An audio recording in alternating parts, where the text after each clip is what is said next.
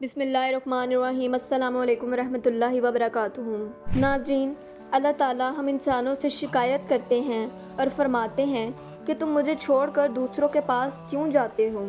کیا میں نے تمہیں عزت، دولت، شہرت، زندگی، پر آسائش زندگی اور ماں باپ، رشتہ دار اور اولاد نہیں عطا کیے؟ کیا میں نے تمہاری ہر خواہش پوری نہیں کی؟ کیا میں تمہاری دعائیں سننے والا نہیں ہوں؟ کیا میرے خزانوں میں کوئی کمی ہے؟ کس نے زمین و آسمان کو پیدا کیا؟ کس نے آسمان سے پانی برسایا؟ کس نے حسین باغات، پھل اور پھول اگائے؟ تو پھر تم مجھے چھوڑ کر کہاں جا رہے ہو؟ کائنات کا ایک ذرہ، ایک قطرہ، ایک ہوا کا جھونکا، ایک درخت کا پتا، کسی نے بھی یہ نہیں کہا کہ وہ کسی اور کے پیدا کردہ ہیں، بلکہ پوری کائنات یہ گواہی دیتی ہے کہ اللہ تعالیٰ صرف ایک ہے، جس کے سوا کوئی عبادت کے لائق نہیں، اس کا کوئی شریک اور کوئی ہم پلہ نہیں، وہی اس پوری کائنات کو پیدا کرنے والی ذات ہے۔ پھر اللہ تعالیٰ فرماتے ہیں کہ تم مجھے چھوڑ کے کہاں بھاگے جا رہے ہو؟ اگر تم یہ گواہی دیتے ہو کہ تمہیں میں نے پیدا کیا تو پھر تم مجھ سے دور کیوں بھاگتے ہو؟ ناظرین، انسانوں میں دھوکہ ہوتا ہے مگر جانور دھوکہ نہیں دیتے۔ اللہ تعالیٰ کے ایک بندے سفر میں تھے، انہیں پیاس لگی۔ جب انہوں نے کنویں میں دیکھا تو پانی بہت نیچے تھا۔ انہوں نے اپنے سر سے پگڑی اتاری، اپنے جوتوں کو ان کے ساتھ باندھا اور کنویں میں لٹکا کے پانی نکالنے کی کوشش کی، مگر وہ اپنی کوشش میں ناکام رہے۔ وہیں سے ایک ہرن دوڑتا ہوا آیا اور جب اس نے دیکھا کہ کنویں میں پانی موجود نہیں تو اس نے آسمان کی طرف سر اٹھایا اور کہا کہ اے اللہ، میں بے بس اور گونگا ہوں، مگر تو وہ ذات ہے جس نے پانی کو پیدا کیا، میری مدد فرما۔ اسی وقت اس کنویں کا پانی کنارے تک آیا۔ اس ہرن اور اس شخص نے پانی پیا اور اس انسان نے اپنے دل میں سوچا کہ میں تو ایک انسان ہوں، اللہ تعالیٰ نے مجھے اشرف المخلوقات بنایا ہے، میں اتنی دیر سے پانی کا انتظار کر رہا ہوں، پانی اوپر نہیں آیا۔ اور ایک ہرن نے آ کے پانی تلاش کیا تو پانی کنارے تک آ گیا۔ وہیں غیب سے آواز آتی ہے اور اللہ تعالیٰ فرماتے ہیں کہ اس بے زبان جانور نے مجھ سے مدد مانگی، پانی بنانے والی ذات سے مدد مانگی اور تم رسیاں تلاش کرتے رہے۔ قرآن پاک کی ایک بہت حسین مثال ہے۔ اللہ تعالیٰ فرماتے ہیں کہ اے لوگو، تم سب، پوری کائنات کے لوگ، انبیاء، شہداء، اولیاء، سائنسدان، صادقین، ناصحین، سب مل کر اپنی پوری جی جان کر کے صرف ایک مکھی بنانے کی کوشش کرو، اور اگر ناکام ہو جاؤ، میری مثال نہ لا سکو تو میرے پاس واپس لوٹ آنا، میری طرف دوڑو۔ اللہ تعالیٰ کہتے ہیں میری طرف جھکو، مجھی سے مانگو، جس کے خزانے کبھی ختم نہیں ہوں گے۔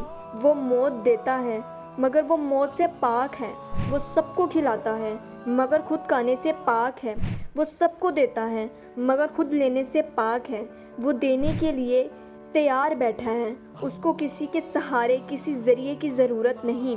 اللہ تعالیٰ فرماتے ہیں کہہ دو اے اللہ، تو بادشاہیت کا مالک ہے، جسے چاہے بادشاہیت عطا کرے اور جسے چاہے چھین لے، جسے چاہے تو عزت عطا کرے اور جسے چاہے تو ذلت دے، خیر تیرے ہی ہاتھ میں ہے، تو ہی ہر چیز پر قادر ہے، وہی اللہ ہے، اس کے سوا کوئی معبود نہیں، وہ بادشاہ ہے، وہ پاک ہے، وہ سلامتی دینے والا ہے، وہ امن دینے والا ہے، وہ خالق ہے، وہ صورتیں بنانے والا ہے، وہ بخشنے والا ہے، وہ رزق دینے والا ہے، وہ سب کچھ جاننے والا ہے، وہ سننے والا ہے، وہ دیکھنے والا ہے۔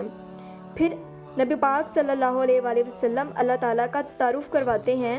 حدیث قدسی میں اللہ تعالیٰ فرماتے ہیں اے میرے بندو، اگر تمہارے اگلے پچھلے، انسان، زندہ، مردہ، جانور، حیوان، جنات، سب مل کر ایک میدان میں اکٹھے ہو جاؤ اور مجھ سے ایک ہی آواز میں مانگنا شروع کرو تو میں تم سب کو تمہاری خواہشات کے مطابق عطا کروں گا، تو میرے خزانے میں اتنی بھی کمی نہیں آئے گی کہ جتنی کہ سوئی کو سمندر میں ڈبو کر نکالنے سے ہوتی ہے۔ پھر اللہ تعالیٰ فرماتے ہیں جب میرے سوا کوئی نہیں تو تم مجھے چھوڑ کر کہاں بھاگے جا رہے ہو؟ میرے در پر جھکو، اللہ کی طرف دوڑو، تقوی کے ساتھ، نیک اعمال کے ساتھ، آنسوؤں کے ساتھ۔ اللہ تعالیٰ دعاؤں کو سننے اور قبول کرنے والا ہے۔ جب اسے کوئی پکارتا ہے تو وہ کہتا ہے کہ میں حاضر ہوں، تو مجھ سے مانگ میں تجھے عطا کروں گا۔ اللہ تعالیٰ ان لوگوں سے ناراض ہوتے ہیں جو دعا نہیں کرتے۔ اللہ تعالیٰ کہتے ہیں کہ تو ایک بار صرف تو مجھ سے مانگ میں تجھے عطا کروں گا۔ جب حضرت سلیمان علیہ السلام نے اللہ تعالیٰ سے بادشاہیت مانگی تو اللہ تعالیٰ نے ان کو بادشاہیت ایسی عطا کی جو ان کے بعد کبھی کسی کی نہ ہوئی۔ جب حضرت ابراہیم علیہ السلام نے اللہ تعالیٰ سے مدد طلب کی اور یہ پڑھا کہ حسبنا اللہ و نعم الوکیل، کہ اللہ ہی بہترین کارساز ہے اور وہ میرے لیے کافی ہے، تو اللہ تعالیٰ نے آگ کو ان پہ حرام کر دیا۔ آگ نے رسیاں تک جلا دی، مگر حضرت ابراہیم علیہ السلام کو ہلکا سا بھی گرمائش نہ دی۔ جب حضرت یوسف علیہ السلام کنویں میں ڈر رہے تھے تو اللہ تعالیٰ نے کہا کہ غم زدہ نہ ہو، تو اللہ تعالیٰ نے حضرت یوسف علیہ السلام کو مصر کا بادشاہ بنا دیا۔ ایک کنویں سے نکال کر، ایک بچے کو کنویں سے نکال کے اللہ تعالیٰ اس کو مصر کا بادشاہ بنانے پہ قادر ہے۔ تو پھر تم کیوں لوگوں کے آگے جو ہے ہاتھ پھیلاتے ہو؟ تم کیوں لوگوں کے سامنے جھکتے ہو، ان کا احسان لیتے ہو؟ اللہ تعالیٰ فرماتے ہیں کہ جب تم کسی انسان کے آگے ہاتھ پھیلاتے ہو نا تو وہ تمہارا دل ہی دل میں مذاق اڑاتا ہے۔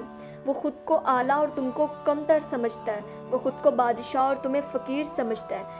مگر جب تم وہی ہاتھ اللہ تعالیٰ کے سامنے اٹھاتے ہو تو اللہ تعالیٰ تمہارا مذاق نہیں اڑاتا، وہ تمہارے زخموں کو مزید نہیں کریدتا، وہ چپ کر کر تمہاری بات سنتا ہے اور وقت آنے پہ تمہیں ایسا مضبوط کر کے کھڑا کرتا ہے کہ ایسا کہ تم نے وہم و گمان میں بھی نہ کیا ہو۔ اللہ تعالیٰ بدلے میں کیا مانگتا ہے؟ اچھی نیت، تقویٰ اور صرف 2 آنسو۔ اللہ تعالیٰ فرماتے ہیں کہ اگر تمہیں رونا بھی نہیں آ رہا نا تو تم نماز پر بیٹھ کے صرف خاموشی سے نیچے نظریں جھکا کر بیٹھے رہو تو میں تمہیں تمہاری من چاہی چیزیں عطا کروں گا۔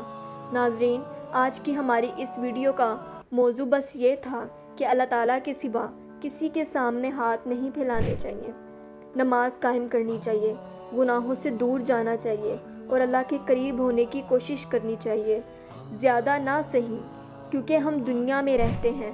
انسان خطاؤں کا، غلطیوں کا پتلا ہے، نفسیاتی خواہشات قدم کے ساتھ ساتھ چلتی ہیں، سایہ بن کے شیطانی وسوسے پیچھا کرتے ہیں۔ بس ایک قدم اللہ تعالیٰ کی طرف اٹھاؤ، اپنی نماز کو قائم کرو اور یہ عہد کرو کہ کبھی بھی کچھ بھی ایسا نہیں کرنا کہ جس سے اللہ تعالیٰ ناراض ہو۔ اللہ تعالیٰ ہم سب کو 5 وقت کی نماز قائم کرنے کی توفیق عطا فرمائے۔